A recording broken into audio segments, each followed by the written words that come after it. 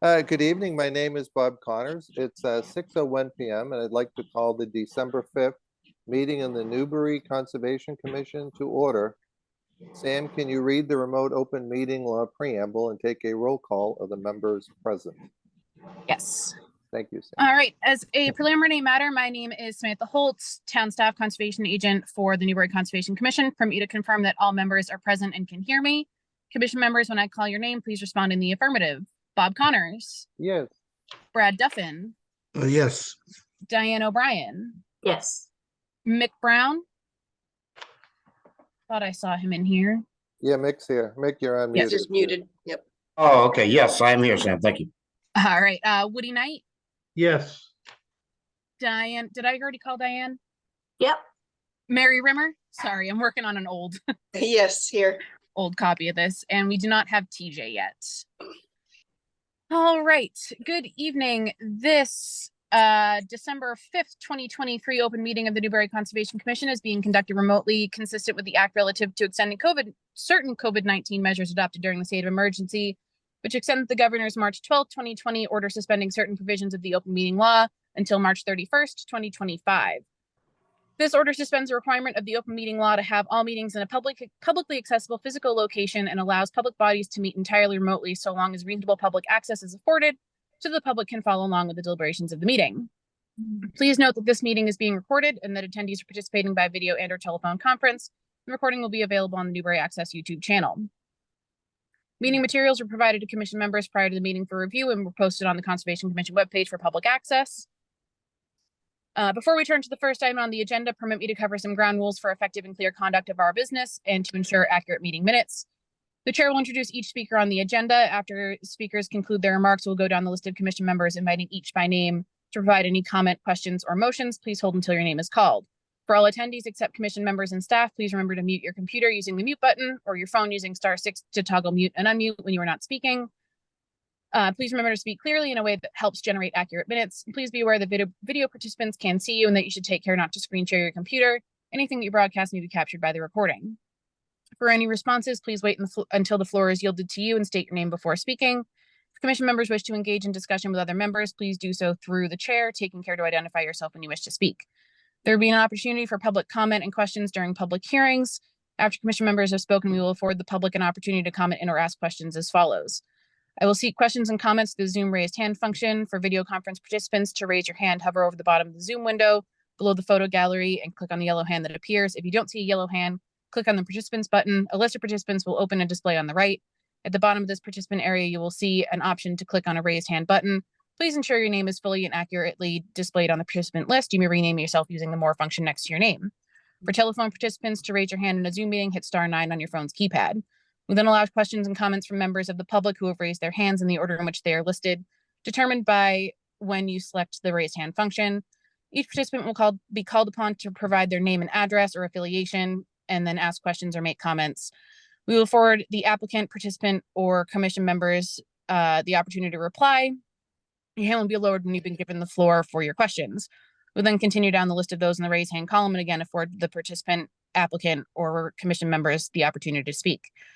The chat feature has been disabled for this meeting, and please note that everyone is expected to conduct themselves in the same manner that they would in an in-person meeting. Disruptions that impede the operations of this commission will be addressed once by the chair and should be acknowledged by the disruptor. Any further disruptions will result in complete removal from the meeting with no readmittance, and vulgar or obscene actions or comments will result in an immediate removal from the meeting with no readmittance. And finally, each vote taken in this meeting will be conducted by a roll call vote. Okay, thank you, Sam. All right, team, we have upcoming meeting dates. We have not set a January meeting. We could, I'm going to propose we consider either January 2nd or January 9th. Sam, have we had are there any other pending applications coming in? Just concerned about 21 days. Nope, there's TJ.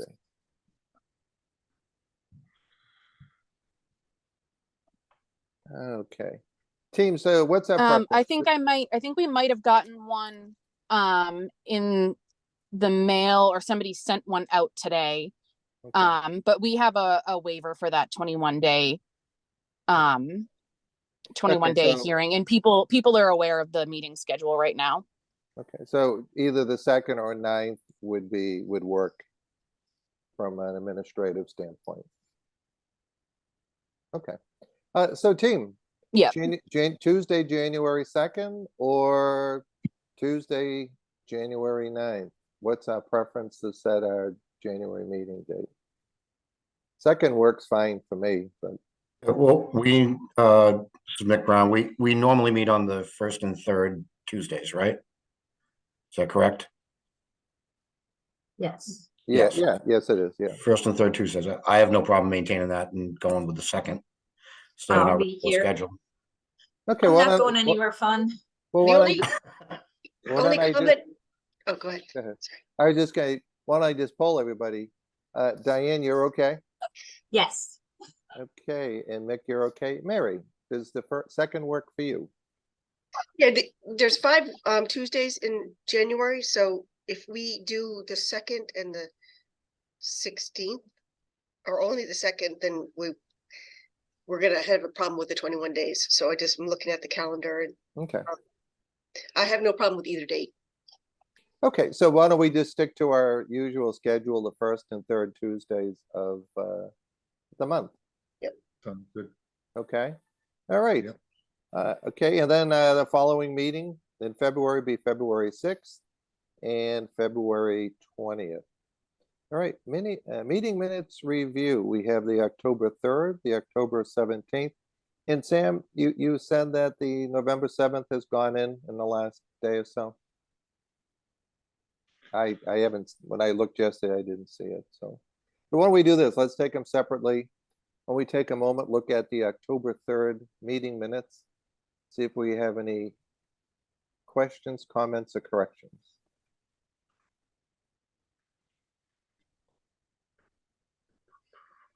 Okay, I hear no comments or questions. I'll entertain a motion to approve the October 3rd meeting minutes as written. So moved. Second. Okay, roll call vote, all in favor, say aye. Mary, TJ, Aye. Woody, Aye. Brad, Aye. Mick, Aye. Diane, and Bob Connors vote Yes. yes. Okay, why don't we take a look at the October 17th meeting minutes?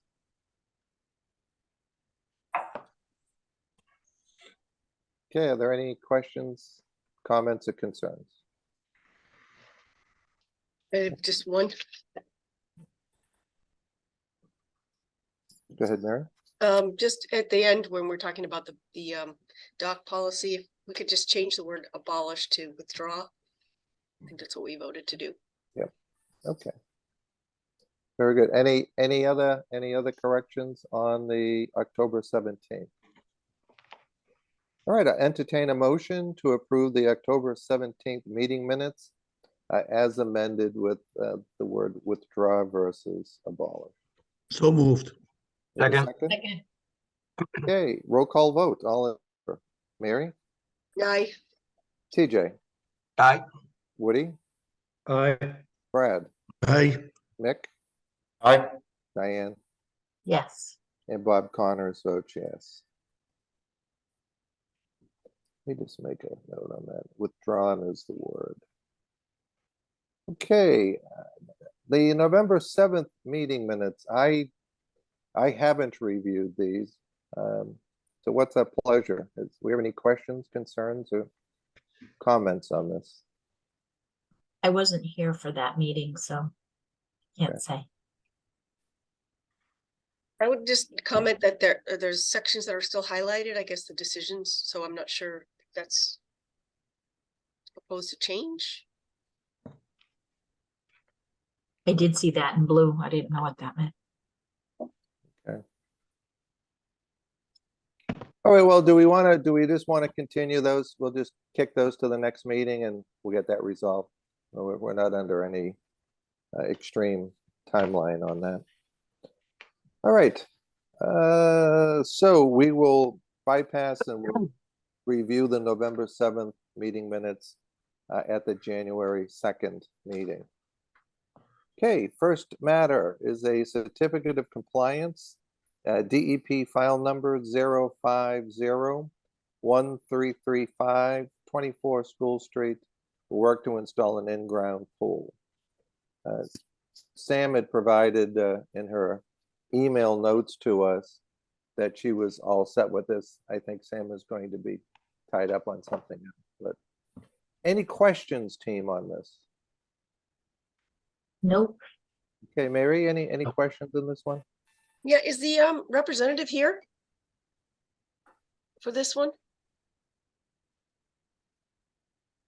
Yeah, typically, honestly, Mary, typically on a certificate of compliance, we haven't been getting. Oh, this is the certificate of compliance. I'm Yeah, sorry. yeah, yep, just a I'm certificate. ahead of you. Yep. Okay. Then I'm good. Thank you. Okay. Woody, any comments on this one? No, none at all. Thanks, Bob. Okay, Brad, you all set?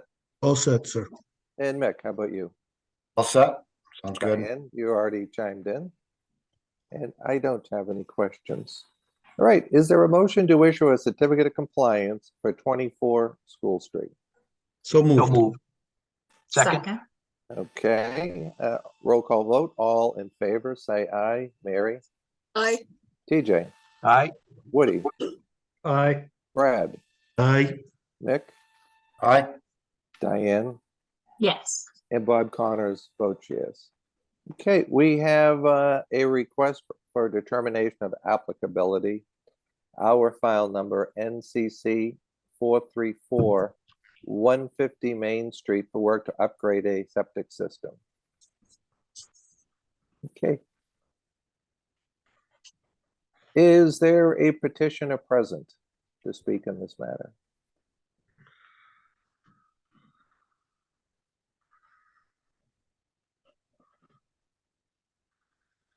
Okay. Mary, you have any questions? well, I did for the engineer, just questions about the delineation, and there was not a stamp on the plan too, so I just had those two comments. Although it looks like a pretty straightforward septic repair and but there wasn't information on who did the delineation, whether Sam reviewed it or not. I Yeah. wasn't clear on that. You know what, let me just see if I can find Sam's original email that she had sent out with That's for the, hang on one second.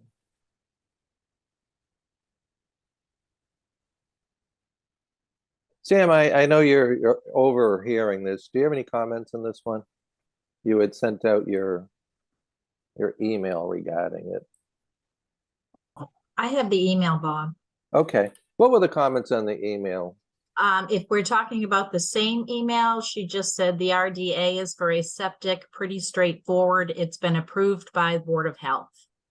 Okay. All right. That's good enough for me. Mary, anything else on that?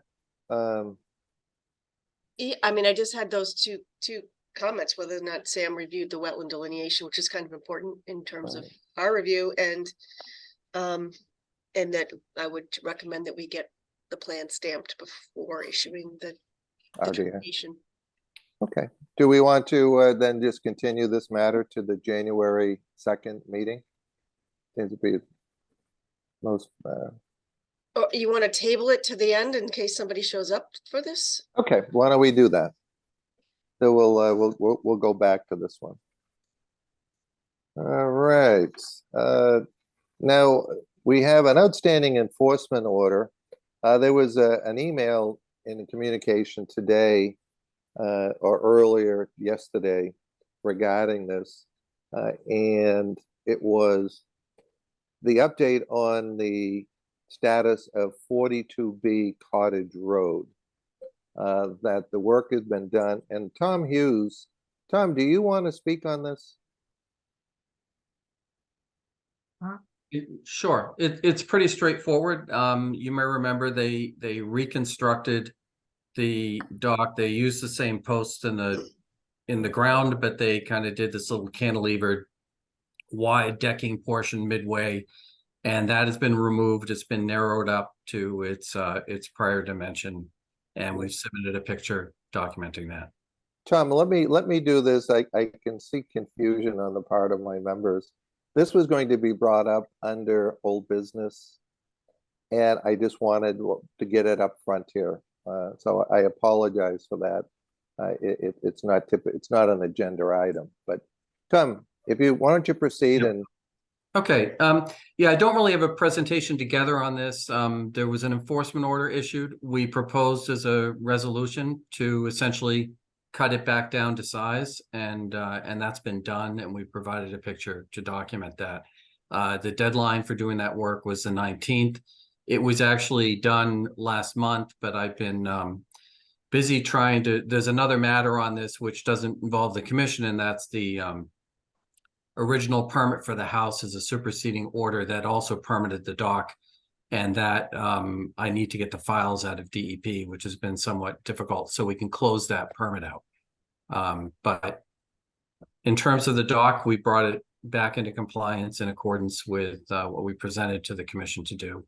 And all that work is done. The marsh looks great. And and as you can see from the picture, it's now straight the way it was before. Tom, can you post the picture? Can you put the picture up? Yeah, let me see. Give me a second, please.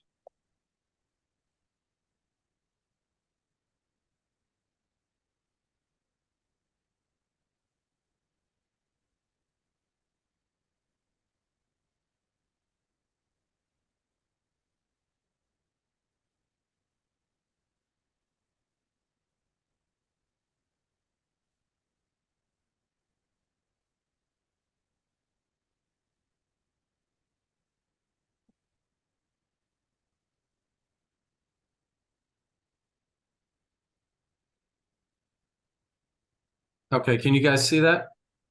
Mm-hmm. Yeah, Yeah. so this is where the flare out was, and that's all been removed. And reconstructed the way it was before.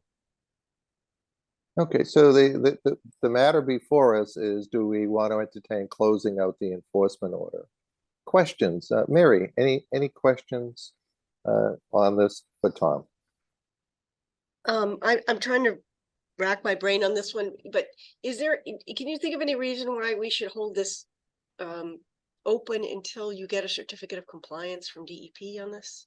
No, I think if there's an issue with any compliance issues with the DEP superseding, we may then come back with either an RDA or a request for a friendly enforcement order to correct. But the order of conditions, the superseding order covered the dock, it covered the house, it covered an awful lot of stuff on property. I think the violation for which the enforcement order was issued has been resolved, and that the dock is kind of back the way it was before the violation. And at this point, what we have to do is we now have to just close out the permit that's been sitting out there for a long time, and the property owner wasn't really even aware. He bought the property with the permit. Got it. The- So the- was it constructed? Is it now in compliance with the original permit? As far as we know, I have a plan from somebody who looked at buying this property before this property owner. And the plan is in the form of a photograph of a portion of a hand-drawn plan that I was told at the time was the plan. The Mm, town does not have a plan of record, and DEP's files are a mess with their move. They've got their files somewhere else. They've got somebody looking for the files right now. Once I get that file, I'll know for sure what the plan of record is, and we'll know whether or not this was originally built in compliance with it. My understanding is the dock was built before the purchase, and that the house was built after the purchase under that permit. And so we just don't have an awful lot of information. It looks transpired. like, and it's hard to tell from this photo, that the dock is very low, but that it doesn't meet current dock Right, it is. guidelines. No, Okay. it is low, and the plan that I saw has no height requirement. It was literally a hand-drawn graph paper thing with no cross-section. So and there's no specification in the SOC for a height. So I think you know, this thing has a lien on the property, which is the SOC, and we have to make sure it's in compliance with the way DEP permitted it. So if it's not built per the original approved plan, that's gonna have to be fixed, and that's a whole different enforcement matter from what you guys took. In fact, I believe the way it was constructed, it's actually a little bit higher off the marsh than the one that was essentially repaired by replacing. Do we know what date this was filed, or approximately when this was? Yeah, hold on. I mean, if it's a recent filing within the, within the time period where the pier and dock policy was in place by DEP, then I can't imagine that it would be approved if it's as low as it appears to be. It's supposed to be elevated high enough above the marsh to let the light penetrate underneath so that you can continue to have vegetation grow. That's Right, the no, members that I'm- are, this is more for the members that might not know where I'm going with this. So my concern is just that we eliminate right off the enforcement order. For some reason, there's still a problem with the site, so. Yeah, the date of the cover of the, it's a 2006 superseding order, Okay. and let me see. Let's see if I've got that.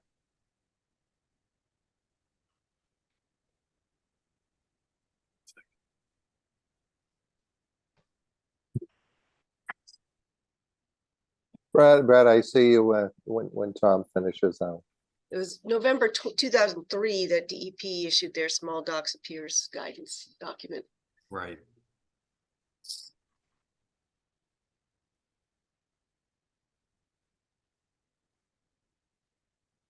Seeing if I can put my hands on the plan that I think is the approved plan, but I know I have it in here somewhere.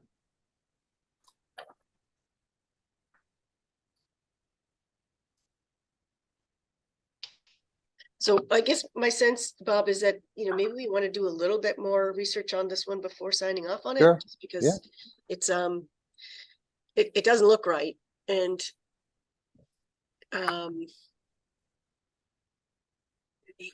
whether the enforcement order, it could be that we need another enforcement order. We don't know.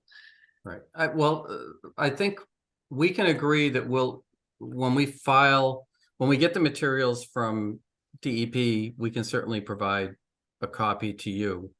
And, we may need to actually ask DEP for the enforcement order, but we'll have to see what happens when we get that. To me, the violation that you guys cited was the reconstruction of it with the flare, and that has been remedied. So what I would ask is that you lift this enforcement order, and we do understand that things are at risk if they're not built in accordance with that DEP SOC plan, which we have to get our hands on. Yeah. But that's really a DEP compliance issue right now. Well, it's also, it's also Conservation Commission if it's out of compliance with regulations, so. I don't know, I guess We don't have I to would- take any action tonight on this, Yeah. Mary. I think we Right. should I mean, postpone that. I decision. think at least the enforcement order as amended required the work that we've just finished by the 19th. So I would at least ask that the commission acknowledge that the work that was asked of the applicant to do under the enforcement order has been completed. Well, why don't we do this? Let's open it up. Mary, any questions before I open it up to the other No, members? those are my comments. Thank you. Yeah, okay, Mary, thank you. Brad, you had your hand up. Yes, Mr. Chair. Excuse me. I believe the enforcement order was to make sure that the construction complies with the current bylaws and standards by which DEP already assigns. If, as Mary noted, that this appears not to meet those standards, and we don't even have a copy of the original application for this to determine the correct height and the correct width, then I don't see how we could sign off on this enforcement order at this point. Thank you, Brad. Woody, what are your thoughts on this? I'll circle back with everybody one more time. I agree with what's already been said, and I don't really have any more to add. We might need to do a little more research into this to Yep. have everything in mind. Okay. Mick, any comments on this? Just along the same lines as others, I think we're hard pressed to make a decision without seeing the SOC and what the conditions are there. Obviously, it's been stated this is not, doesn't appear to be in compliance with the DEP dock guidance. So I agree with the group, in short. Yeah, I mean, I think we lack proper information to take any action tonight. And we should probably wait until we get that information. TJ, any comments on this one? I think it's already been said. Okay, thank you, TJ. Diane O'Brien, what words of wisdom can you offer here tonight?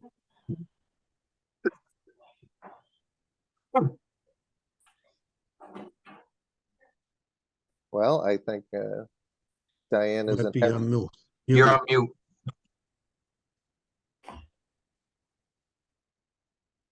Tom, can you take that picture down? I think we're. Yeah, Yeah. I was actually, I did find what I have of the approved plan, which if that, Yeah, I think, you know what, Tom? yeah, Why don't we leave it at this? We're not gonna take any action tonight. We're gonna leave this in place and then just come back to us when we have a more lucid look at what we're trying to do. And no, understood. The one thing I would ask is there was an enforcement order with the December 19th deadline for the work that just was done and was proposed to be done the way it was done. If we can just make sure the minutes reflect that work was done on time. And obviously, when we get the DEP plans and we figure out whether or not we are in compliance or whether we have to take other actions to come into compliance to achieve a certificate of compliance from DEP, then we'll either deal with enforcement through the town to make that work or deal with enforcement through the state. Okay. So I think the easiest thing we can say is that there's been an action taken pursuant to the enforcement order in a timely fashion.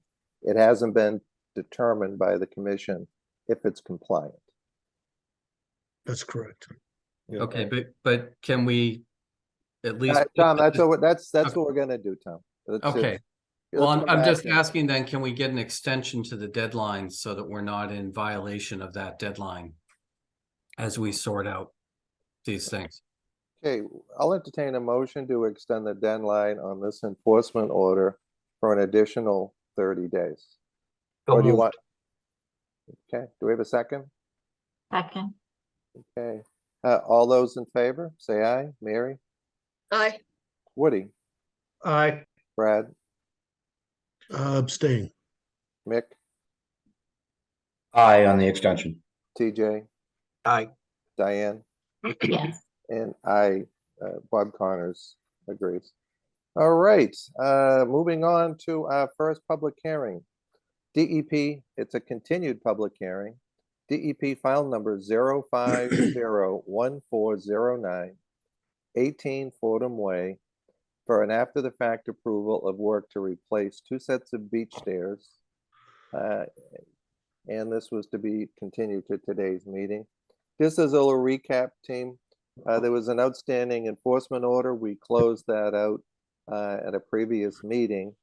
And aligning consultants with our meeting schedule, here we are.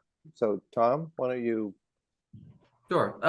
presentation on this? Yeah, so the commission may recall we had a hearing back in August and I think the commission at that point was pretty satisfied with the performance standards on it. We had just received DEP comments, I think the day of the hearing, about the height and size of the structure. We explained that to the commission at the hearing, and I'll get into that in a second.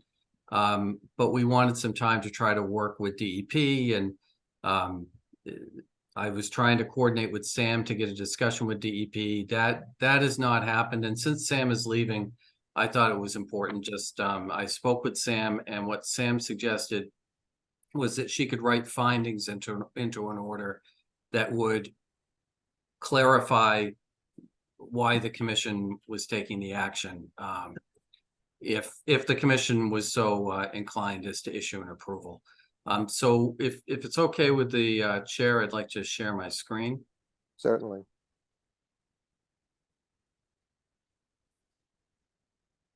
Okay, so. All right, so this is Blue Inn. They've had a couple walkways down to the beach for years. I see them back in aerial photographs. In fact, I just quickly pulled up one here. This is 2012. You can see them right here. What's important to understand is the area where these stairways are located is actually a thin sand veneer over rock and even some blocks that go back to Blizzard of 78. But this is not all deep sand dune in this area, in this slope where the stairs go down.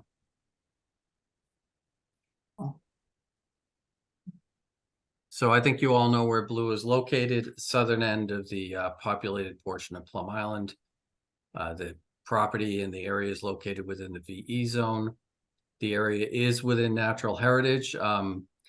And I believe that's what first prompted the enforcement. And actually, if you can see in this picture, you can see the stone that underlays the area where the stairs are.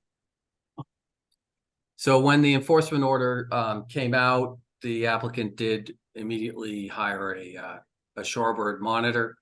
And we do have a natural heritage letter on file as part of the filing.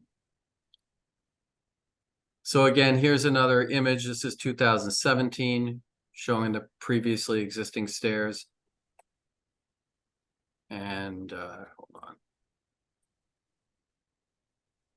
Oh, That's the lovely blue sky. I just need to, let's see if I can get that. All right, so here's a picture of how these were built. And the one of the things that DEP was asking was, you know, can these things be lifted up to be similar to what Mary was talking about on that dock project, to be the 1.5 up and 1 wide. And as we talked about with the commission before in August, if we lift these things up, then we have to extend structure significantly further in both directions to reach the ground again. And we get away from that area where it's just a thin sand veneer on top of stone, and we get into actual functional beach and functional dune. In addition, these things are so narrow and there's no vegetation underneath. Normally that height requirement is to allow for the survival of vegetation. This section of the dune, this section of the beach has no vegetation. And so elevating it doesn't serve a purpose that way either. So our contention is that if we were to try to meet the 1.5 to 1 requirement in this location, we would do more harm to dune function than leaving them at this height and elevation. And then this is our project plan. We basically surveyed, it's essentially an as-built, and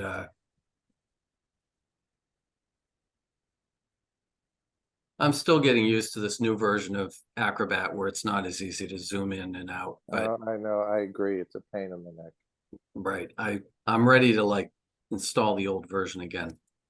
So we've got the 2 walkways, the wood walks, which have been part of at least what I've seen on aerials and all that.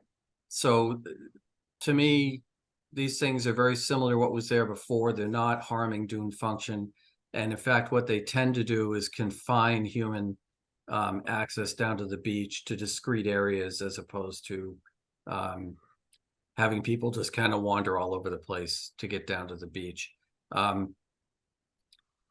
So with that, the other things that we had talked about in the prior hearing is because the Blue Inn has been sort of maintaining the beach for decades, but lacks any kind of beach management plan. was that the commission may entertain a condition requiring a beach management plan be submitted. And we're open to doing that. It would be something along the lines of a streamlined version of what DCR provides the town of Salisbury for Salisbury Beach for the type of maintenance and things they do there. And it would make sure that any sand that is used for nourishment is, compatible and coming from off-site, and set up the provisions for how that nourishment would occur, whether it would need permitting or whether it would be permitted through the management plan, et cetera. But I think where we're at is we would ask the commission to approve this. And if you want to include that condition with regard to a beach management plan requirement, we're certainly open to that. One of the members of the public did raise the question of, okay, well, when were these things permitted? And I went back and looked, and there is an older permit, I can't remember the exact date, that I found. It references things very generically. It doesn't say what it approved. And it was for this address, and the town, it's one of the files the town doesn't have. I checked with Sam, she was unable to locate it. I can't give you the permitting history on this, and the owner is not the same owner that installed the originals. However, I do know that the conservation agent for decades was very familiar with this site, was out there, and certainly corrected some issues on the site during his tenure. And I'm sure had there been an issue with the stairs, he would have appropriately addressed them at that time. So I think at this point, what we're looking for is approval for what was constructed after the fact, and ask that Sam insert findings reflecting the fact that this is over an area of really veneer over stone, and that and there's no vegetation impacted by the elevation of the structures. Okay, Tom, why don't I stop you there and let me open this up to questions from the members. Mary, why don't I start with you? What questions do you have for Tom? I agree with Tom in terms of the profile of the structures not being larger because of the additional impact Right. towards the water and back towards the building.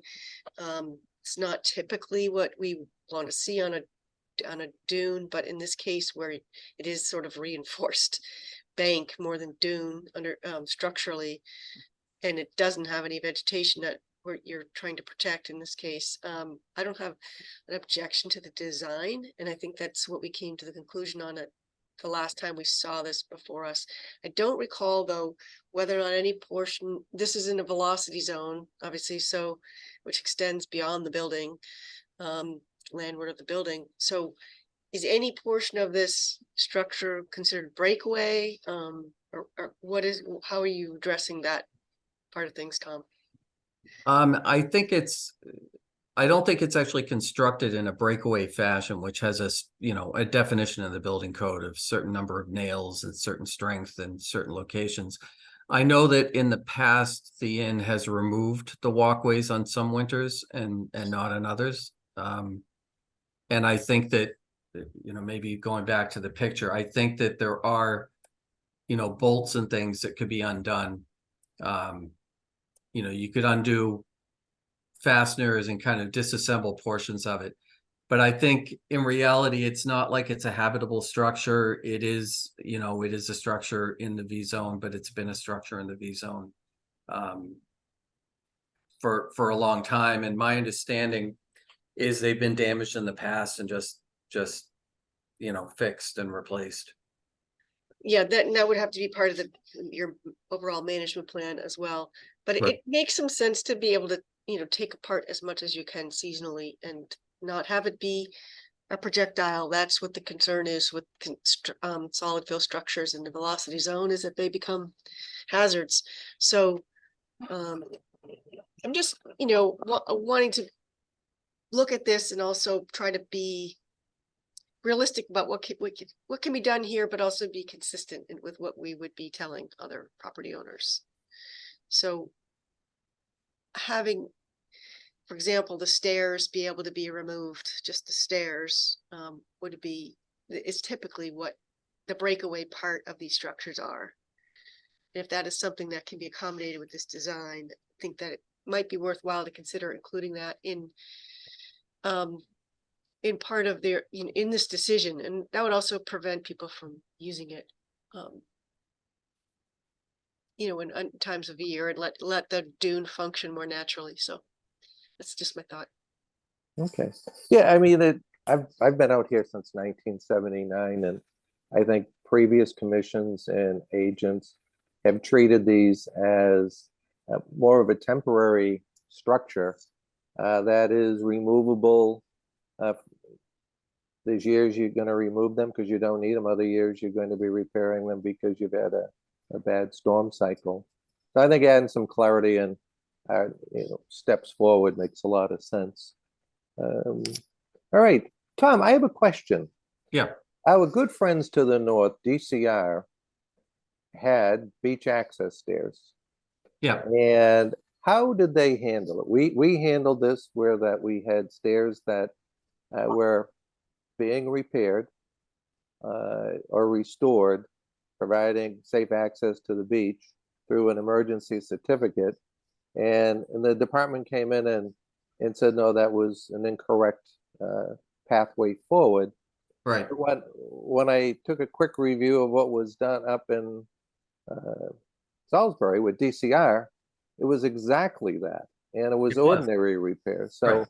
walk me through this so we as a Well, commission understand the So- differential so- treatment between one town and another, or one Right. entity and another. So I think, first of all, there's a scale of use, and I would argue that these are somewhere between a single family home, right? This isn't just one family is going to the beach. This is a bunch of guests. So this is serving somewhat of a public service. The beach access is 8, 9, and 10 that were reconstructed under emergency certs in Salisbury, had a much higher vertical drop, and they are used by hundreds of members of the public, if not thousands, on a daily basis. So there was a view that their absence, because it made up almost 3/4 of a mile of the stretch of beach, resulted in the high likelihood of the public getting hurt trying to find another way onto the beach, because people are inherently looking for the shortest point to get to the beach and not looking to walk 3/4 of the mile down. So there were some legitimate safety things, I think, and there was a much higher use.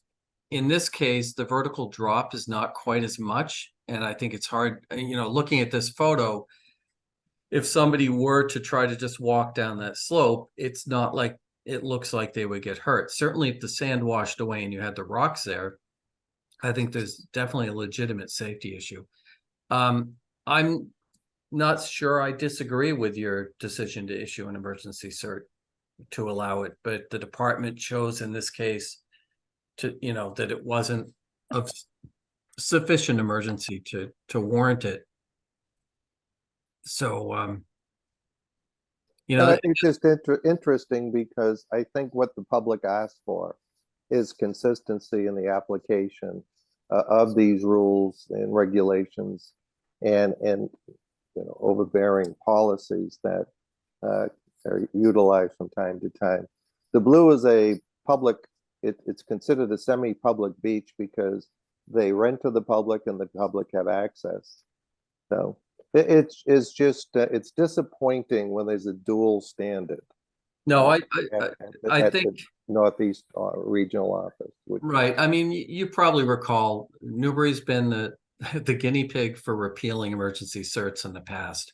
There was an emergency cert to place sand at the beach center that DEP, actually, I think it was the tubes, but DEP repealed it sort of mid-process of the work being done, but I think months later allowed it to occur that way. I think the other thing that's notable is on the Salisbury, I think it's access 8. was actually built right up off the face of the dune. It did not meet the height width standards. And that was a compromise made in order to get that emergency abated quickly. DCR did agree in that case to implement through flow decking because it did go over vegetated dune. But yeah, no, your point is well noted, and I think maybe one way to address the concerns that Mary was expressing about the seasonality and the removal and all that for storms is in the beach management plan condition. You could condition that the beach management plan address storm preparedness, and such as removal or securing of the stair structures. Okay. Let me continue with questioning from the members. TJ, any questions for Tom on this matter? Yeah, just a quick question, Tom. Where this is a licensed business in the town of Newbury, does ADA not mandate that a ramp has to be put in to get down to the beach, or does that ADA not, does it stop at the top? You know, I think, and you're asking a wetland guy, access issues. Yeah. And I run Yeah, into true. those a lot on trails, less so on things like this. I believe, for example, the state DCR stairways are not accessible, right? And those are clearly, if something's got to be, they would have to be. Yeah, I think TJ, Yeah, from my okay. experience, it's not a egress or access or exit to a publicly used structure, being the building itself. Right. So And the- the destination is not Right, user friendly. right. If this was contiguous to the, I guess you could say you could walk down the sand, but this would not be applicable under ADA from my experience. But Very good. okay, thanks, TJ. Woody, any questions for Tom on this one? I'm just, I guess I'm just a little confused as to if you take if it's seasonal and you take precautions and take some of the structure apart so that it can't be used, where do people go for winter access to the beach? Do they Right. walk wherever they want? Or I guess that's my only question. Well, and it's a good question. That's why I suggested it might be more appropriate to just require storm preparedness be worked into the beach management plan, and that way we can sort out, you know, under what circumstances. Maybe if a forecast storm is coming and you know it, maybe certain measures have to be taken. But I think, you know, my understanding is the Blue does have guests year round now, and maybe they didn't always in the past. So the seasonality element may be somewhat less, but I do think if we knew a major storm was coming, whether it's in the summer or in the winter, if there's a sufficient time to disassemble portions or somehow secure it, I think that'd be a good thing to think about and to try to implement. Okay, so otherwise you condition it that way and leave it year round as is. Well, leave it year round, but require that the applicant, through a thoughtful beach management submission that would have to be approved by the commission, address the issue of, you know, overall storm preparedness and these access ways. I think as the beach Sure. accretes or erodes determines in what action one will take with overwalk stairs to the beach. Okay, thank you. Okay, Brad, any questions? for Yeah, Tom? yes, Mr. Chair, excuse me, Tom, I don't see anything in this application or we've had a lot of discussion about beach management plan, but my question is how do we prevent us from not doing this dance again next spring when these stairs get wiped out by some unplanned or unanticipated storm, and that we are not back in the same situation? Well, there's a couple different ways to do it. One is you could include a condition that allows them to be reconstructed based on, you know, to the same specification with, you know, some level of notice to the commission. The other is just to put the applicant did end up kind of with an odd enforcement order, as the chair talked about. The commission issued an emergency cert, and part of it, this was done in violation, but part of it was done in compliance with the emergency cert that DEP vaporized, and then all of a sudden all the after the fact work was illegal. Yeah, So Mr. Chair, I would differ with Tom's opinion and suggest that the applicant ask the commission for those conditions rather than the commission put those conditions on the applicant. right. Well, given that, I mean, I would ask that the order allow reconstruction with 2 weeks notice to the commission, so that the commission can determine whether a new permit is required. I mean, certainly to be able to maintain and repair these during the duration of the order of conditions would not be an unreasonable condition. I agree. So, okay, Brad, I'll come back to you unless you have something else. No, I'm good. Thank you, Mr. Chair. Okay, Mick, questions? No, well covered. My questions have been well covered, so I don't have anything additional at this point. Thank you, Okay. Joe. Attorney O'Brien, do you have any questions for Tom Hughes? No, you just piqued my interest a bit with Salisbury, Tom, while you're here. Yep. It seemed like what they did is they just continued to go back with a new emergency certificate application every time, they wanted to do anything, and they just continually got approved by the Yeah. commission. Like, It and it was- wasn't like a short period of time. It was again and again, and they took Stairway 8 down, and then they were going to rebuild it, and they got another emergency certificate to do that. And it just seems like, to a certain, Blue is going through the whole NOI process here, which we know can be excruciating. And Salisbury seems to have just done continual emergency certs, and it Right. was okay. Right. Well, I mean, Isn't there's that what happened?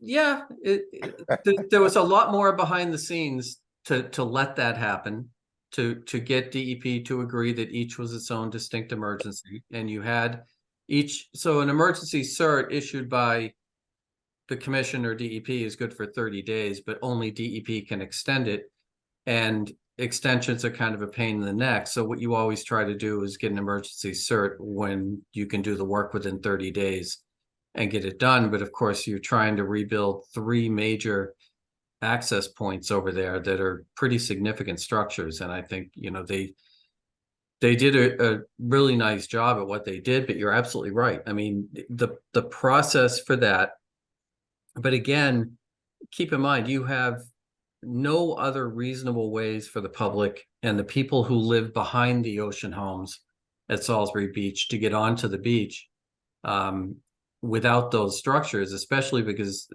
while in the past, DCR and the town have encouraged individuals to have structures like this, walkovers to protect the dune, most of those were damaged.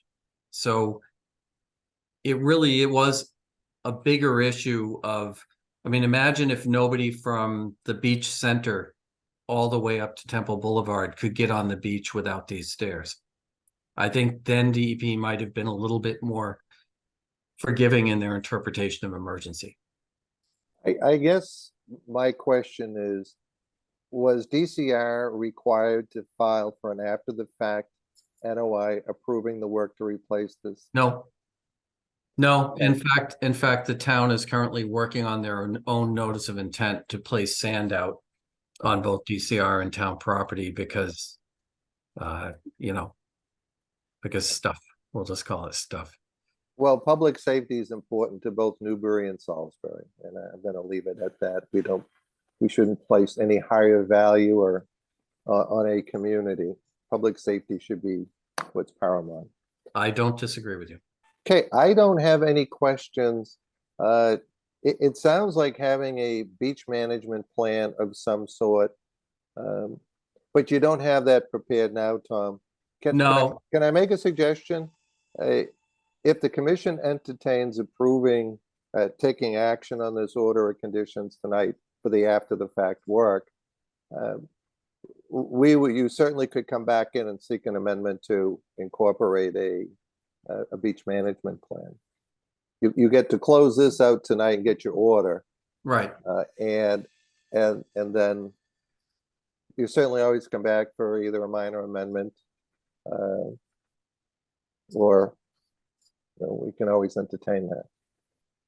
Right, or or it could be a new filing. I think we could have the discussion of whatever form that should take, but I think having a beach management plan Yeah, I agree. is a good idea here. Okay. All right, Mary, I'm going to circle back to you, and Yeah, I just would say that I think it's better idea to include the beach management plan as part of our process now. For two reasons. One, we shouldn't really be voluntary on the part of the applicant, so they may not want to do it. And it might not ever get done. I think it's important enough that there's some features of the maintenance of the structure and the maintenance of the dune that should probably be spelled out as part of our order. The other thing is that if we mention anything about a beach management plan in our order of conditions and it's not part of the submission during the hearing process, DEP is not going to allow it. So they don't want to have information submitted after the hearing is closed that isn't reviewed in a public meeting. So I would tend to, I mean, the structures are in, they're not going anywhere. People are able to continue to use them. There isn't a pressing need for us to close the hearing tonight. I would like to keep it open to give an opportunity for this management plan to be submitted and reviewed by everybody and incorporated directly into the order of conditions so that we don't have to anticipate what those conditions might be. Okay. okay, no, Mary, I think that's sound advice. All right, Tom, what's your pleasure? Do you want to ask the board to continue this matter? Yes, I mean, I think you do have one member of the public, and I guess what I do want to just respond briefly. What I was anticipating, Mary, was either you would condition a mandatory submittal that I would have expected to be a new NOI because of exactly what you said. I'm happy to, continue this out. I would say if we could continue it out to the first meeting in February to give me enough time to get a decent management plan together. And it's going to be essentially a pared down version of what DCR does over in Salisbury. So, but with that, I do see, at least one hand up, Mr. Chair. Yes, Steve, this matter is going to be continued, but certainly give you the time to share your thoughts. Please, thank you, Mr. Chair. This is Steve Ranjan on 14th Street. I support what Mary Rimmer had to say. It seems to me that a beach management plan is the nut of this problem because there could be a storm next week that would take out the stairs. And then what are you going to do? I went back and looked at some old emails that I foolishly have kept, I guess, when Doug Packard was around. And at one time I wrote to him in 2016 about how there was construction equipment on the beach moving sand as they were in the process of replacing stairs that had been washed out previously. Now, I suspect that wouldn't be allowed today, but yet it'd be good to have that clear from the get-go and not have decisions about the beach management plan put off indefinitely, as could be the case. Witness how long it's taken us to get to this point, because there have been many, many continuances between this meeting and when it first got on my radar screen. I think there needs to be some firmer deadlines, which would include some conditions for the beach management plan. And maybe the way I would ask the commission is to say, well, gee, what would happen if there was a storm next week and there was a lot of erosion? How would the stairs be replaced? And perhaps more importantly, would you allow sand to be removed from the intertidal zone or whatever and brought up onto the closer to the buildings?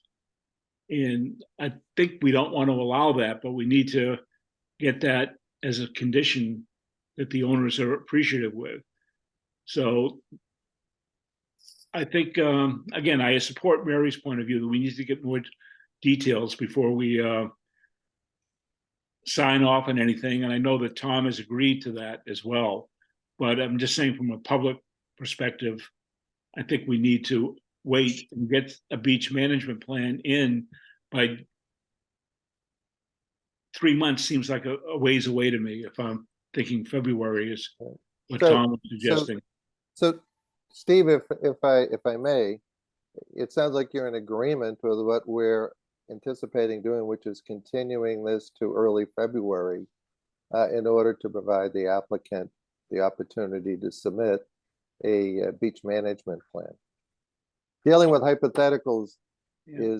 is near impossible, certainly. Dealing with a detailed beach management plan is certainly more within our scope and our abilities to ascertain if we like it or not. Right.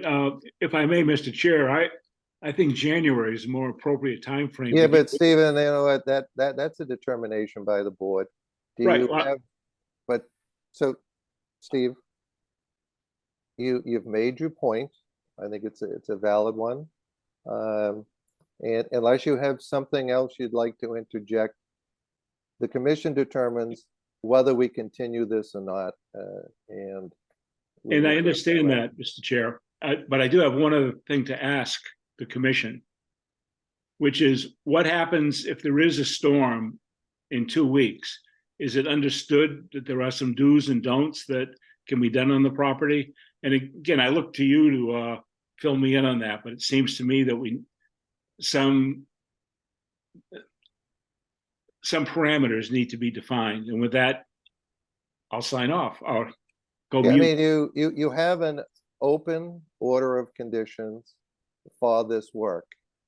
This, the matter, once the certificate of compliance has been issued, and if there's not a beach management plan, that adds a whole different dynamic. But until this order of conditions and this design is what's before us, and as any variation from that would be an issue. But all right, Steve, thank you. All right, so team, the applicant has requested that we continue this public hearing until, hang on 1 second, just to get the correct date here. You want to do the 6th or the 20th, Tom? Why don't we do the 6th? I'm hoping I can get this all together. I understand what the member of the public was talking about. It'd be nice to have it in January. The problem is with the holidays coming up and current workload, it's just not going to happen. So why don't we do the first meeting in February? Okay.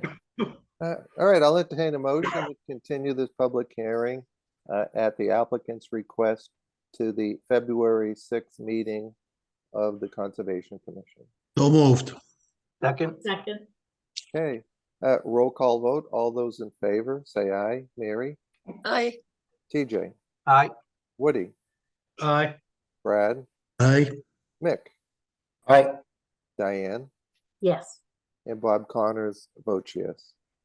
All right, could I just add, Bob, that for Tom, that you provide that a week ahead of time, so we have a chance to review it before the meeting? No, Yeah, certainly. thanks. Right. okay. All right, thank you. So the next matter before the commission is a continued public hearing. DEP file number 0501386, 333rd Street, for work to install a driveway to provide on-site parking with associated site work, including work within the 33rd Street right-of-way. And this matter has been continued to today. All right, team, I think we're all pretty familiar with this matter. There was a couple of communications that have gone around that you've received. And one was an opinion from town council on the square footage of the proposed driveways and the necessity or the recommendation that any square footage in excess of that bylaw would have to come in the form of a requested variance. Tom provided a detailed responds to town council's opinion. And I think that's where we're at. So, Tom, why don't you take it from there? You know where we stand with what town council has come back with. Right. With all due respect, Mr. Chairman, the one thing is we have to kind of take a step backwards because we've in order to make sure that all members of the commission can act on this, we have re-advertised, and I have to represent everything. You give a good summary of kind of where we were at, but I need to build us back up there, and I'll try to do that as quickly and efficiently as I can. Okay, certainly. And in the process, walk you through the regulatory analysis that you just alluded to. And Chip Nyland's also here, and he can talk to you about the language, specific language in the bylaw that I think is important to look at in context. And if the commission wants to go back and have town council review our response, that may be appropriate, but we can talk about that. So I'm going to share my screen and walk through the things that we are reintroducing into the record. And with your permission, I will do that right now. Okay, so basically in the record, what we have reintroduced, we have our notice of intent document. Okay, which includes a narrative, regulatory analysis, etc. The NOI form, all of those elements that were in that original notice of intent document, and I'll talk to you about the project in a minute. We also have various aerial photographs, endangered species habitat. There is an endangered species letter on the project that we'd like to have in the record. Some photographs. I'm going to walk you through these again in a little more detail. Okay, so all of those elements of the original NOI. Now, this plan that was included in the original NOI is included only to put abutters letters and our correspondence in context. We do have a more up-to-date plan that I'll get to in a second. And I just need to zoom this out a little bit. This is driving me nuts.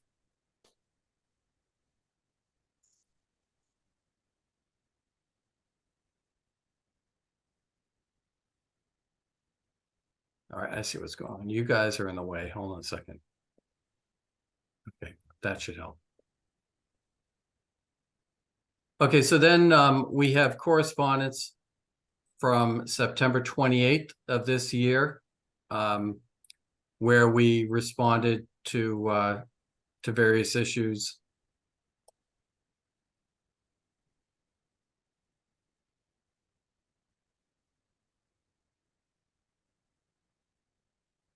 We have attachments to that, which include a photo sheet, natural heritage determination, shoreline change map. We have an additional piece of correspondence from October 27th, which listed out the elements that we were resubmitting with this effort, with this re-advertised. Then we have the town council memo to which the chair referred, and I'll get back to this in a little bit. We have my response to that. We also have Oak Consulting Group's response to an engineering comment submitted on behalf of the neighbor. And also within, and this is the current version of the plan that is responsive to the engineering comments from that, from the neighbor's engineer. And then we also have listed, and I'll let the neighbor go through any pertinent elements of their correspondence, but we've also incorporated all correspondence that they have sent that I'm aware of has been also included in the record for hearing purposes. So, so let me get back and just give you the quick overview of the project. So basically, The family has owned this property for 70+ years. And they have been parking on 33rd Street, which is, you know, basically right up in this area. You're looking right now at a paved area in 33rd Street that extends around the sewer manhole. This is the area where we would propose to put parking on property. They were parking in there for 70+ years, and then the neighbor complained, and the town told them they had to stop parking in there. So we're looking to find a year-round location to park a couple cars. And what we've come up with is a location right in here. And in order to make this so that cars can actually pull out onto Northern Boulevard facing outward and not back through people who may be walking to the beach, or back out onto a busy road where you're going to want to head towards the beach center, so you're going to have to back across traffic. We would be looking to extend 33rd Street up into this area in order to provide an area for cars to back out.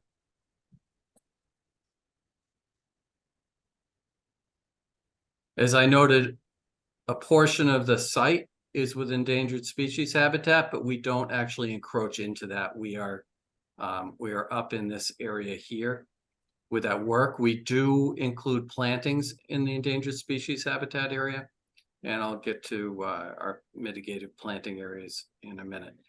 One thing I want to note is that if you look at the surrounding area, except right around the solid building of 333rd Street, in between this and the westerly building there's a little sheltered area where you have some sumac growing, you have some overgrown lawn areas, you have some planting beds, and you have some American beach grass growing all in this area.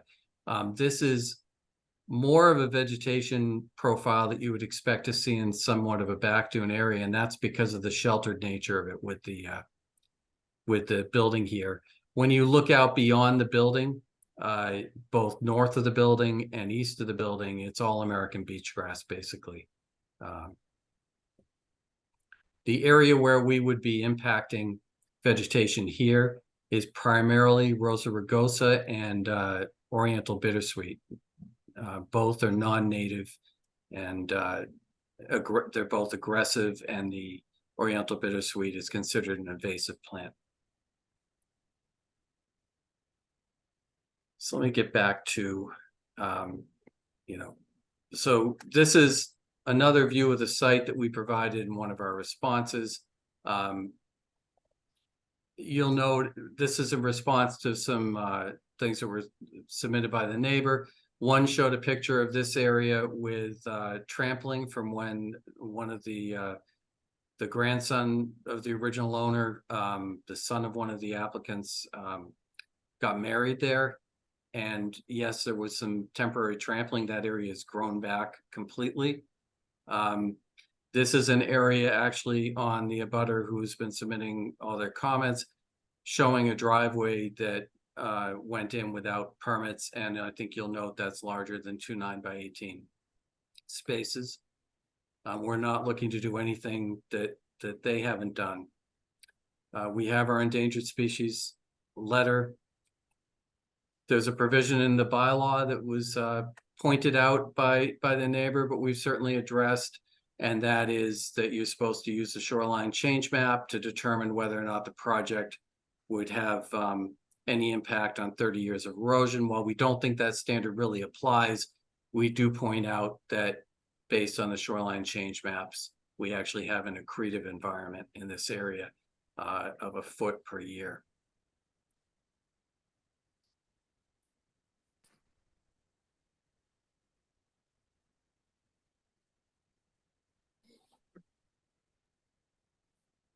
Okay, now, I think what I'd like to do right now, and so we can go through the math. We have about 600 square feet of total impact, and we're mitigating with about 1,100 square feet of dune grass planting. And we're doing our plantings in more active sections of the dune than the areas that we're impacting. So we're actually improving dune function. So the town council opinion rests on, there's a prohibition clause in the bylaw, and the prohibition applies to new development. And that's the key thing, that what the town council letter missed is there is a specific definition of new development in the bylaw. And they fail to recognize that. They actually say that doing this work constitutes new development under the bylaw, but if you read the definition of new development in the bylaw, it is very specific. New development only includes construction of a building on a vacant lot.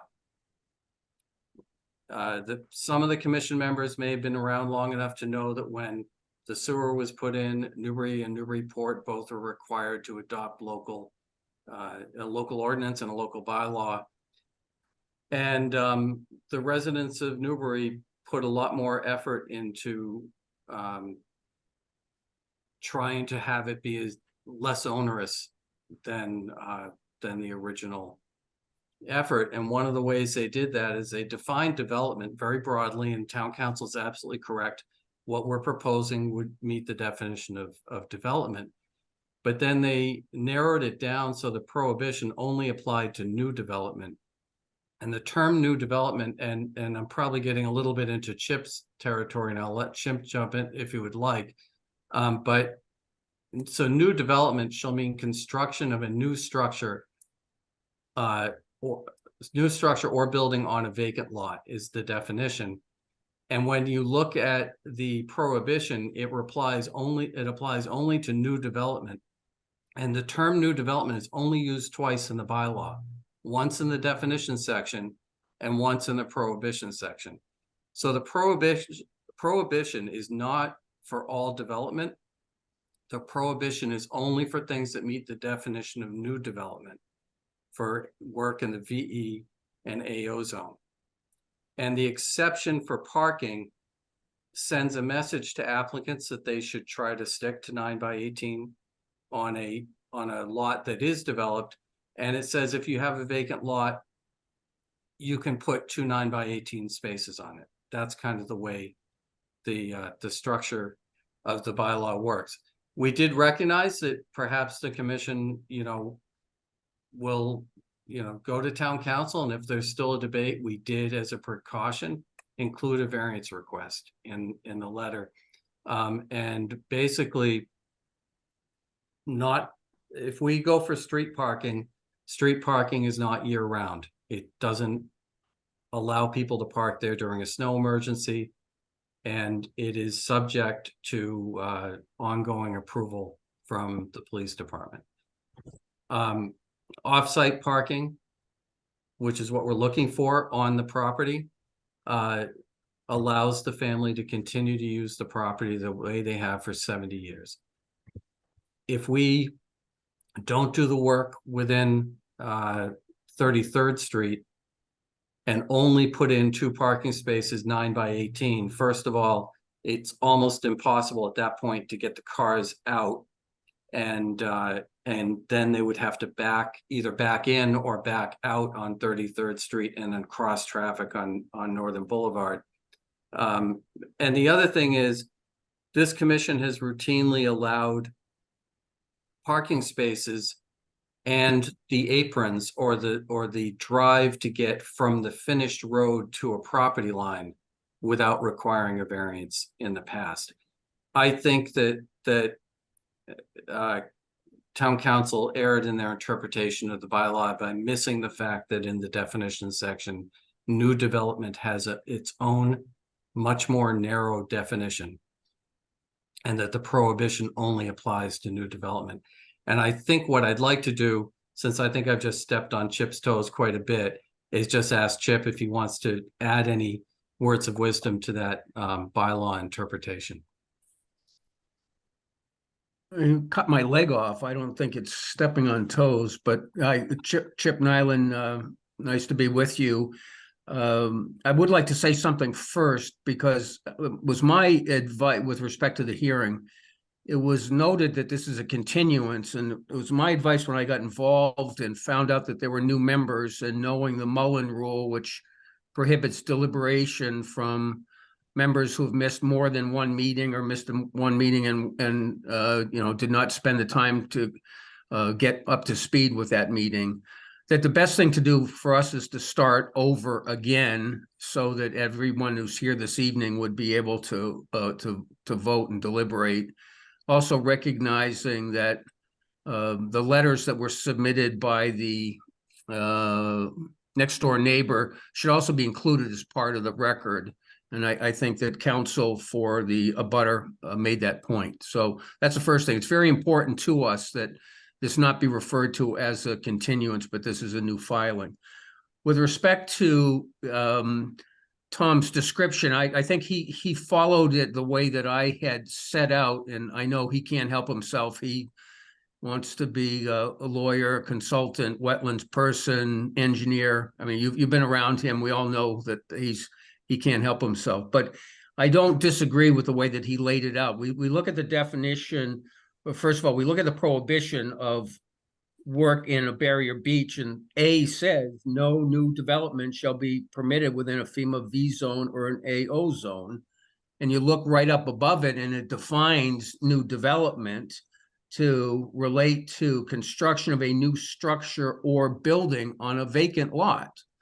So we go to look at what lot is, and a lot is defined in your zoning bylaw, which is in Tom's letter, to include land which is designed for use for a location for a residence or a building. And so what we don't have that there. So, and it seems to me that it's very consistent, whenever, and I was involved in writing my wetlands bylaw when I served on my commission in Ipswich, and you always have provisions that reflect the community.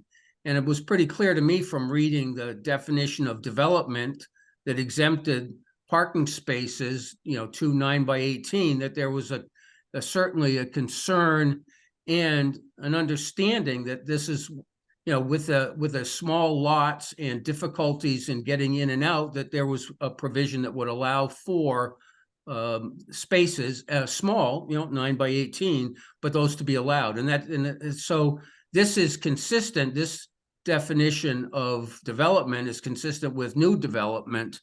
We also have a saying in the law, which is you don't put provisions in unless they have a meaning. And as Tom said, there's only two references to new development in the bylaw. One is in this definition and the other is in a prohibition. So if it meant to be development, there would be no reason to have a definition of new development. So I think Tom hit everything very well. I think the one place that he and I do agree is that, if the commission didn't agree with us, then we take a shot at a variance. I think we meet the provisions for a variance, but we don't believe that one is necessary. I think what we were trying to do is to say to the commission, look, there are two ways that you can approve this.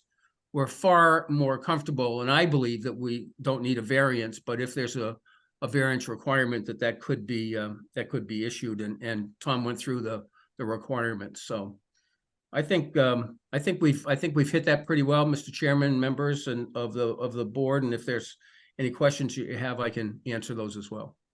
Well, I think great minds can agree or disagree on the meaning of the bylaw. I'm looking at it right here now, Chip, and when I look at this, and it's in support of what the town council has recommended, when I go down to under 95.3 definitions, D, it says development, redevelopment shall not include the following activities.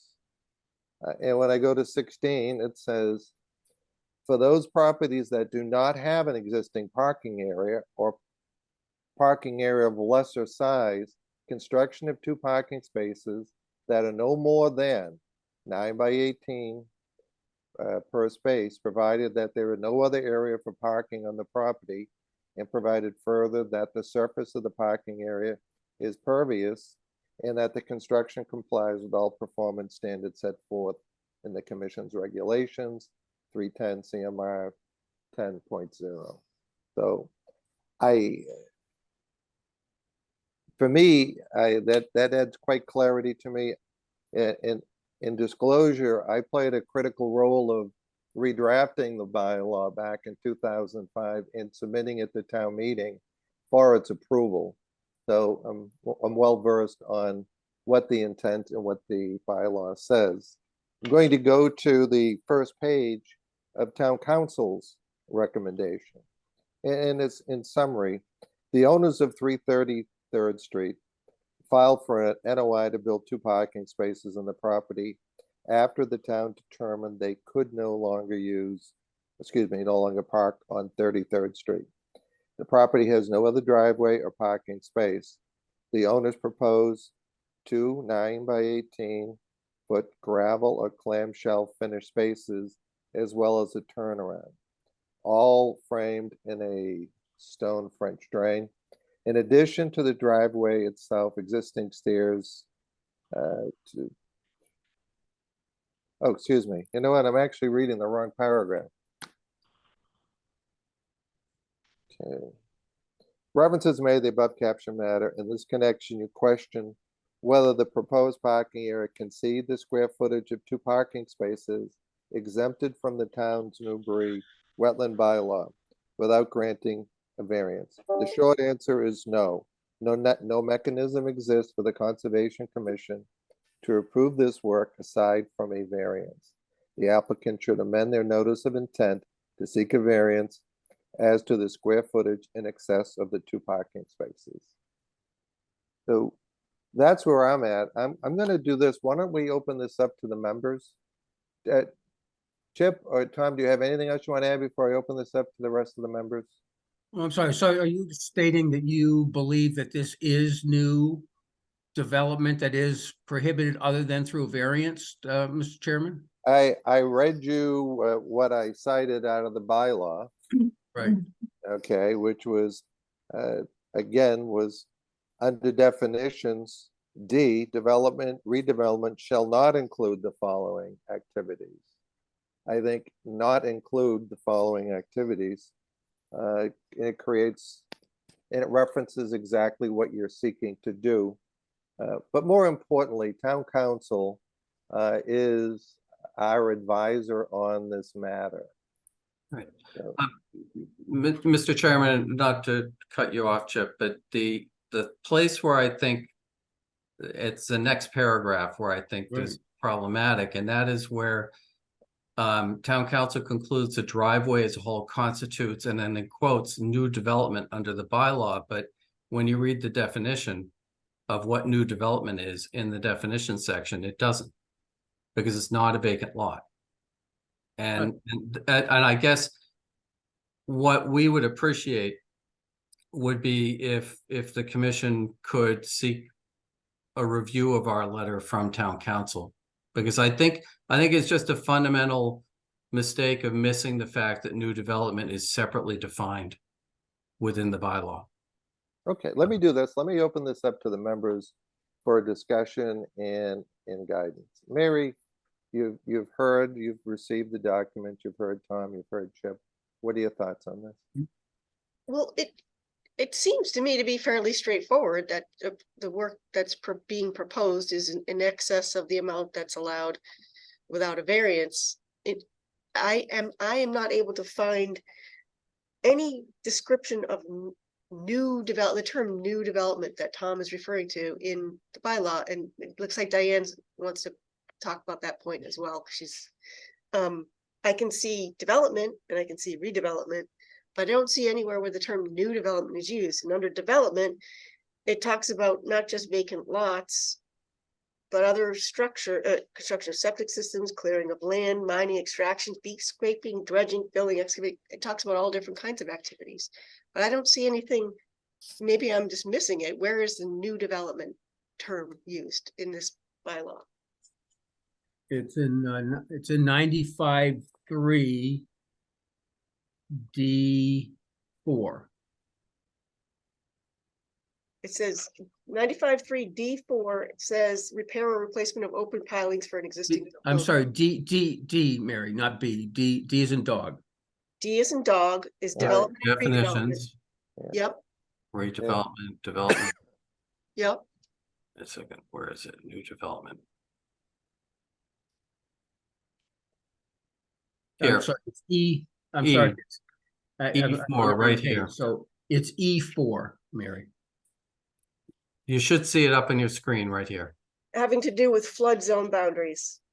That's under the section with flood, about flood zones and It's, flood zone boundaries. It doesn't, it's not under the section having to do with development and new development. no, that's subject to and consistent with preceding paragraphs for purposes of this ordinance bylaw. It doesn't say for purposes of this section. It says for purposes of this ordinance bylaw. Okay, so this is that- where I topped off Right. my legal skills right here. So that's where I was coming. I wasn't quite following the argument, but I guess my recommendation would be that, to take the applicant's arguments and allow town council to have a response to those. And that's all I have at this point. Thank you, Mary. Diane, I see you have your hand up and you're our learned attorney on the commission. Could you go back to Lisa's town council's letter in that paragraph where they talk about new development? Yeah.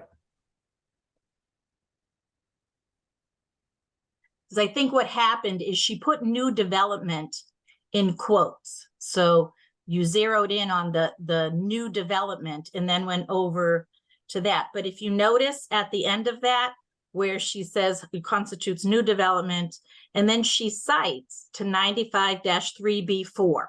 So if you look at 95-3B4, that doesn't talk about new development in quotes. 95-3B is specifically defines what development shall include the following activities. So it's just all development, not just new development. It says development shall include the following activities. And then if you go down to where Lisa has cited, or Attorney Mead has cited, it's number 4, where it says construction of No, you're there. new or proposed. I guess we might as well get there. It's 95-3-4. Oh, 3-4, okay, sorry.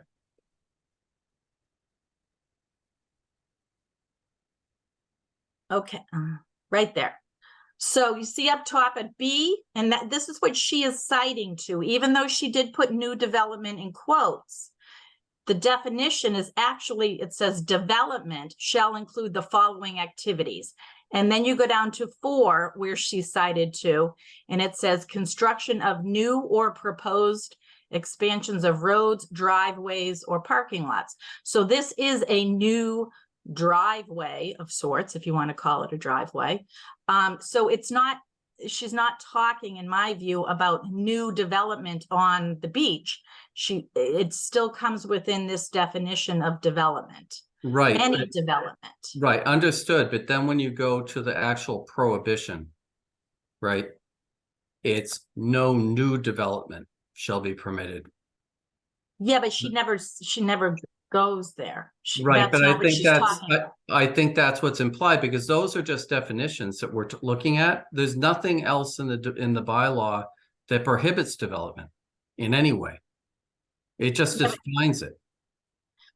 But this is not necessarily, well, maybe we're just differing here. I think she was citing to the fact that this was a new driveway, and it comes within the definition of development shall include the following activities.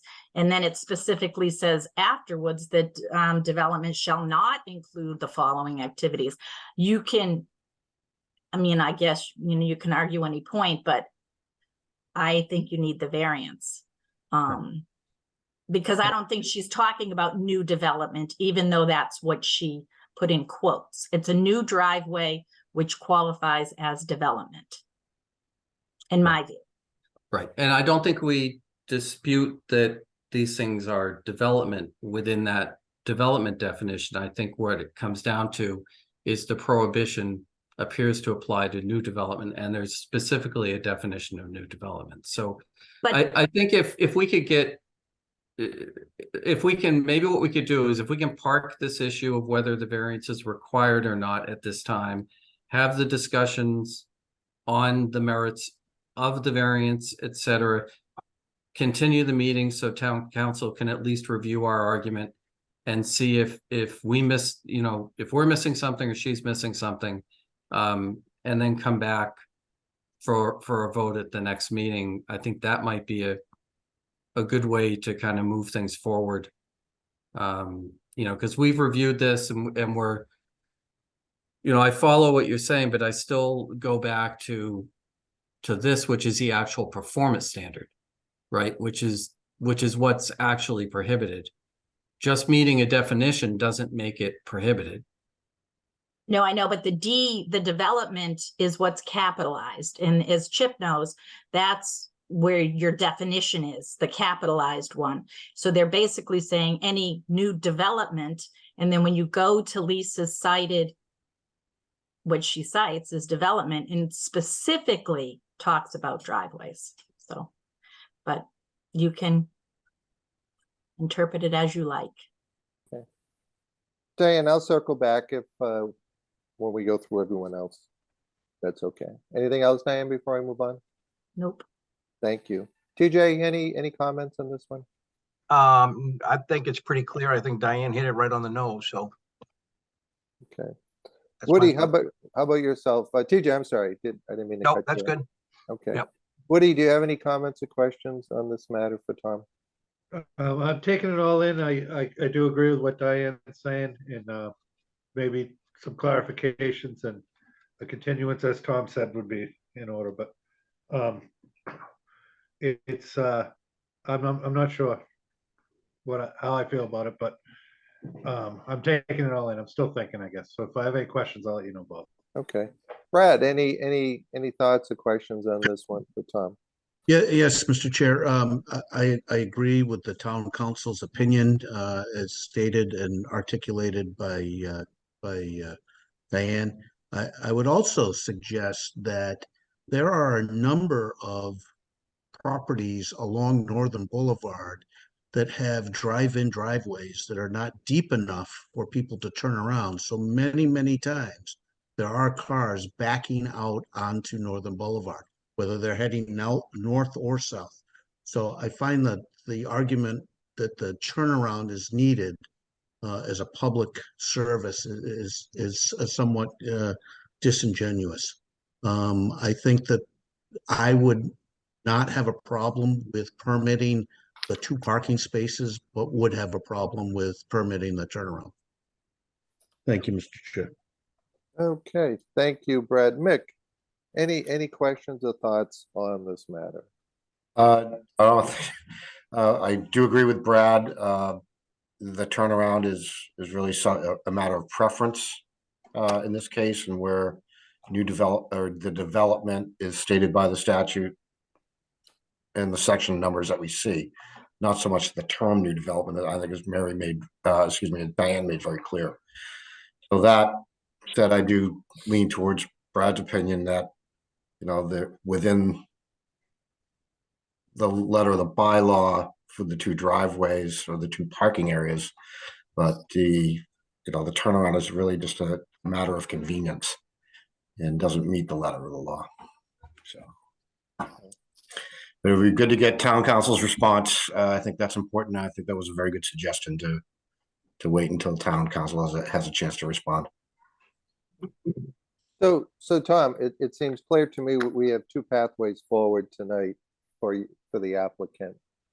One, to continue this matter for review by town council, for a response from town council to your reply, or 2, to pursue the pathway of a variance. Right. Well, I think, Well, what is your client's preference? well, I would like to have a little more discussion, Mr. Chair, just to clarify some things some members said. If we had to go down the road of a variance, it sounds like there's some members who think that turning around and I recognize there are driveways that back onto, out onto Northern Boulevard, but in this case, our argument was also that this is used by pedestrians, so you've got, you know, people backing down, you know, it's less than ideal. If we were to remove the turnaround under the variance request, is that what the commission would, if we end up needing the variance and just have this so that we back out, this run-up area still, I think, is important in order to be able to actually make the angle onto 33rd Street. So I just wanted to at least get a little feedback so that if we hear back from town council and we have to adjust in order to gain the support of the commission for the variance, I just would like to better understand that, that issue. I mean, Tom, I think that my view of the discussions is that yeah, the applicant has the ability to permit 324 square feet, which is the 2 parking spots for parking. Call or whatever you want. Now, that 324 square feet, it could be in tandem. It can be, you know, side by side. It can be however you really want to do it. But it seems clear to me, and I think from the feedback from the commission members that I've heard, that if you want to exceed that 324, you're going to need a variance. And I think it's simple math at this point, Tom. I wouldn't, you know, I would never project what the outcome of a variance request was. But I think you make a lucid point on it is a public way that people really are using for walking rather than not. But again, that's a discussion we can have. Do you? I think my preference, if the commission is open to it, is to at least get town council to review our analysis, and if they still hold to where they are, then we would come back with the variance request for the vote at the next meeting. Okay. Jamie's got her hand up. I'm gonna let Jamie speak.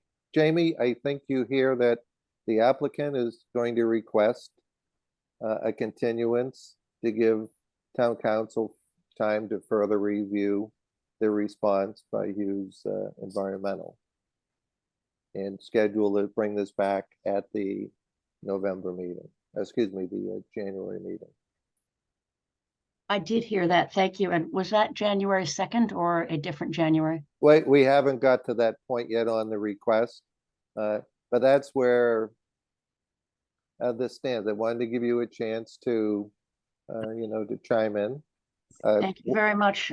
With your permission, I will. Okay, Jamie, I want to make one point. I want to give Tom and Chip high marks. They included all of your communication within the filing, which keeps it in a nice, tidy place and precludes me from reading each and every one of the documents that the commission has received. So if you could be concise and brief as we're going to continue this matter, Jamie, that would be appreciated. I will do my very best. Unfortunately, as Chip pointed out, this is a brand new hearing. So I can't carry forward everything. I'll do my very best. Okay.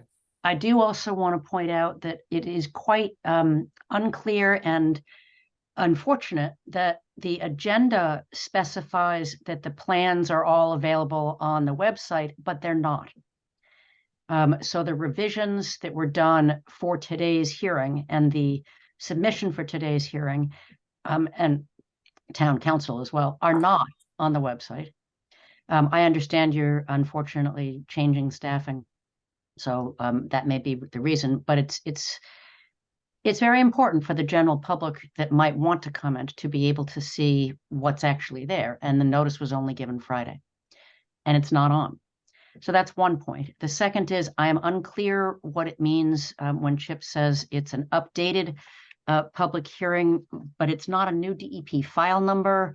It is no new DEP comment. The comments are still there, quite minimalistic. So those are procedural observations that I think might be addressed by town council in your inquiry. I also submitted to the Conservation Commission today, as quickly as we could, with what we had available, which was not on the website, our own comment letter, plus additional comments from Merrimack Engineering Services in an attestation of more disturbance than is projected by the proponents, and problems with their supposed mitigation trench for how it's to be constructed and where it's to be constructed. So I commend that to the commission's attention. And there is a stamped plan from Merrimack Engineering accompanying that as well. Now, I'll keep my remarks to an absolute minimum with the understanding there will be time again next time, Mr. Chair. Certainly. Thank you so very much. And I do, shockingly, going to stand back and let you all talk with your own counsel as I think is fitting. Although I very much appreciated the remarks made by the capable lawyers on your panel and those working with them. So first, as always, I need to emphasize presumption is against approval. There is no presumption that just because you could approve, you should approve. They're seeking the maximum possible of 2 spaces. They don't even have to seek the maximum possible, and you don't have to grant them anything. We've detailed that in our prior letters. With respect to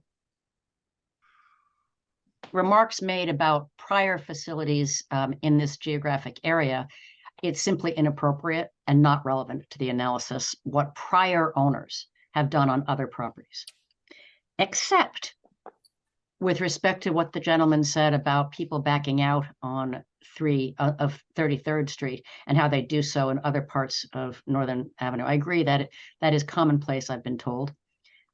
Plus, when we get to the terms of the variance standard, it has very much not been met. My letter details, as does the Merrimack Engineering proposals, why the variance standard has not been met. And I'd like to emphasize for those of you who may not know it, I was told in writing by your agent, you have not granted a variance in recent memory. Not since at least July of 2021 have you ever granted a variance. I can't imagine why you would choose to grant a variance for something that isn't for the public benefit. It's totally private, personal interest, and isn't necessary. So that setting of a precedent is intensely important. And I'd like to emphasize for those of you who didn't go on the site visit, there is a year-round home, mere feet, if not even a foot, from where this proposal is. And the flooding in that area is already a risk for the house, right there, plus sheet flow coming down 33rd. So when I write and the engineers write about flooding interests and those aspects of the bylaw and the Wetlands Protection Act, they're not theoretical. They're quite real. Since we're going to talk again, I won't belabor for all of you, but I respectfully ask you to please look at what we wrote. Please look at what the engineer wrote, including that they've made mistakes again on where they're projecting their trench and on the turnaround needing 70 more feet than what they projected. And again, it is not necessary under the variance standard. You have quite a high standard to meet, and it is not necessary. It goes against the public interest to destroy coastal dunes and undeveloped habitat and then replace vegetation someplace completely different, taking away all the erosion control. It really doesn't matter if it's an invasive species, Rosa rugosa. What matters is it's holding back the flooding. And to put in a sloped, I'm using my hand here because I can't call up the screen, a sloped couple of parking spaces for private use when they could be doing many other alternatives. And I've detailed the many other alternatives they could be doing. I think that'll suffice to bore you with for this evening, since we're going to have another get together. Thank you all for your service. Jamie, could you mentioned you sent a communication to the Yes. commission today. I did. What was the date of that? Was it today's date? I believe it was dated today. Yeah, I have not seen that, so I want to make sure that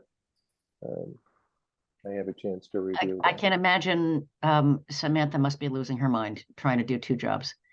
So I don't disrespect at all Yep. that she wasn't able to get it out to you.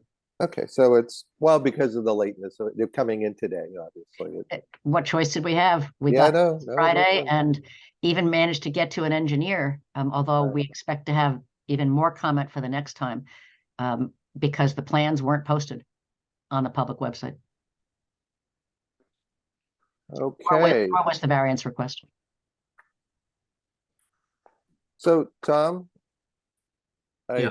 I think at this point, do you want to request a continuance to the January 2nd meeting? Yes, I do.